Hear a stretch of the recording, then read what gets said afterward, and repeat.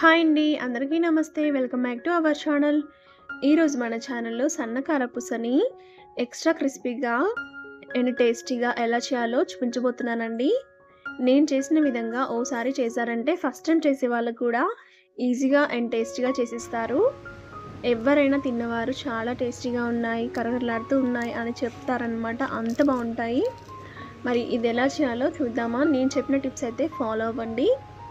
ఇది చేయడం కోసం నేను ఇక్కడ అరకిలో పిండిని అయితే తీసుకున్నానండి. ఇది బియ్యం శనగపప్పు కలిపి పట్టించిన పిండి అండి.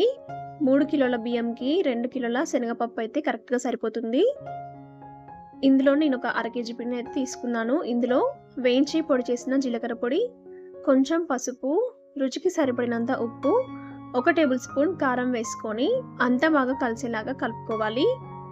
అదే మీరు బియ్యపిండిని శనగపిండిని తీసుకున్నట్లయితే 2 కప్పుల బియ్యపిండికి 1 కప్పు శనగపిండి అయితే కరెక్ట్గా సరిపోతుందండి.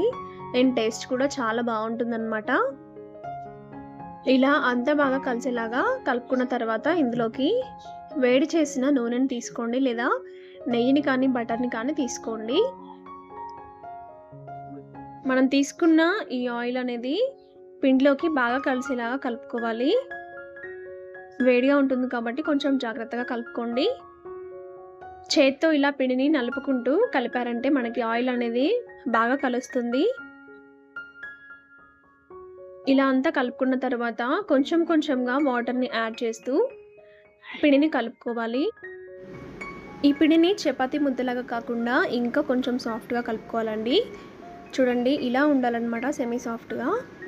పిండి లూజ్ అయితే కనుక మన కారపూస అనేది ఆయిల్ ఎక్కువగా పీల్చుకుంటుందండి. ఇప్పుడు సన్న కారపూస చేసే గొట్టాన్ని తీసుకొని మురుకుల గొట్టంకి పెట్టి ఇందులోనే సరిపడినంత పిండిని యాడ్ చేసుకోండి. ఇలా మురుకుల గొట్టంలో ఎంత పిండి అయితే పడుతుందో అంత పిండిని దీంట్లోకి పెట్టేసుకోవాలి. పెట్టుకొని మూత పెట్టేసి మనం కారపూస ఒత్తుకోవాలండి. మనకి పిండి కన్సిస్టెన్సీ అనేది కరెక్ట్గా వచ్చింది, అందుకే ఇవి పర్ఫెక్ట్గా వస్తాయి మనకి. ఇప్పుడు ఆయిల్ బాగా హీట్ అవ్వాలి. ఆయిల్ హీట్ అయింది లేదో ఒక పిండి ముద్దని ఇలా వేశారంటే అది వెంటనే పైకి వచ్చేస్తుంది. అలా వస్తే ఆయిల్ హీట్ అయినట్లు. ఈ స్టేజ్లోనే మనం కారపూసని ఒత్తుకోవాలి. మెల్లిగా కారపూసని ఇందులోకి వేసుకోవాలండి.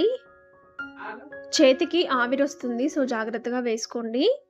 ఇలా వేసుకున్న తర్వాత హై ఫ్లేమ్లో పెట్టి ఈ కారపూసని మనం కాల్చుకోవాలి. పైన బబుల్స్ మొత్తం పూర్తిగా పోయేంత వరకు ఫ్రై చేసుకుంటే మనకు కారపూస అనేది కరెక్ట్గా కాలినట్టు అర్థం అండి. దీన్ని వెనక్కి ముందుకి తిప్పాల్సిన అవసరం లేదండి, డైరెక్ట్ ఇలానే కాల్చుకుంటే సరిపోతుంది. 2 వైపులా చక్కగా వేగుతుంది.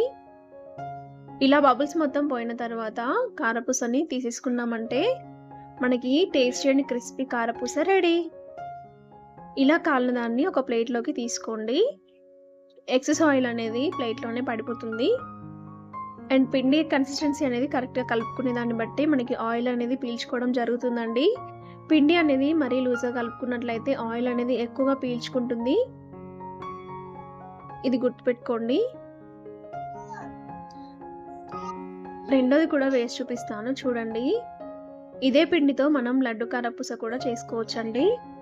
సో ఇలా మనకి ఎన్ని కావాలంటే అన్ని కారపూసలు మనం చేసిన పిండితో ఈజీగా చేసేయచ్చు. ఫస్ట్ టైం చేసేవారు కూడా పర్ఫెక్ట్గా చేసేలాగా ఎలా చేయాలో చూసారు కదా. మీరు కూడా ట్రై చేసి మీకు ఎలా వచ్చాయో నాకైతే కామెంట్ చేయండి. కారపూస నాకైతే చాలా ఇష్టం అండి. మీలో ఎంతమందికి ఇది ఇష్టమో కామెంట్ చేయండి. అండ్ నేను ఇది టీలో ఎక్కువగా తింటాను. మీరు ఎలా తింటారో కూడా కామెంట్ చేయండి. అంతేనండి, టేస్టీ అండ్ క్రిస్పీ కారపూస రెడీ. చాలా అంటే చాలా రుచిగా ఉంటాయండి. వాముకు బదులుగా జీలకర్ర వేసి ఇలా చేశారంటే చాలా టేస్టీగా ఉంటాయి. తప్పకుండా ట్రై చేయండి. ఇలానే కారపూస పిండిని ఇంట్లో పట్టించుకొని పెట్టుకున్నామంటే ఎప్పుడంటే అప్పుడు ఇన్స్టంట్గా మనకి తినాలనిపించిన ప్రతిసారి కారపూసనైతే ఈజీగా చేసేసుకోవచ్చండి. మరి రెసిపీ నచ్చితే మీ ఫ్రెండ్స్ అండ్ ఫ్యామిలీతో షేర్ చేయండి. అండ్ ఇలాంటి మరిన్ని టేస్టీ అండ్ ఈజీ రెసిపీస్ కోసం మన ఛానల్ని సబ్స్క్రైబ్ చేసుకోండి.